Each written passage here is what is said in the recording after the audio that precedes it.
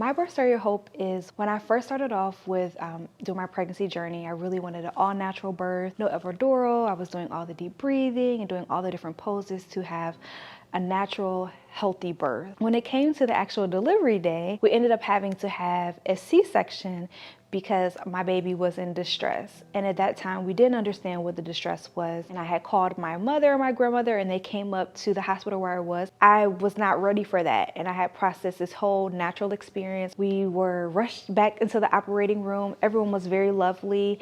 They let me pick the songs that I wanted. I didn't know what I was gonna have, but if it was gonna be a girl, I wanted them to play Isn't She Lovely? And I think it was Signed, Sealed, Delivered if it was gonna be a boy. When the baby finally came out, Noelle, we found out that she had swallowed some meconium. So that's why she was in distress.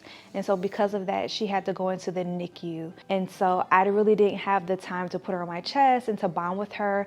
I could see her off in the corner and they weren't telling me what the gender is and they weren't saying anything. It was kind of quiet. I could hear the baby crying. So that was positive for me. They played Isn't She Lovely? So I knew it was a girl. So I was super excited about that. And so finally they let me roll down there and it's like, you can't stay long. I was just really emotional. I'm so glad that I had my mother and my grandmother there. It made me really think about the experiences of people in my family with their childbirth experiences. My grandmother with her first child, she had a stillbirth. I'm glad that my partner was there throughout the whole journey of my pregnancy. Every doctor's appointment that we had, he was there, and so it was a team sport. The system is in place for you to have a healthy, happy birth. And I'm glad that I had a trusting relationship with my healthcare provider, so I really took her advice and trusted her despite my own fears and apprehension.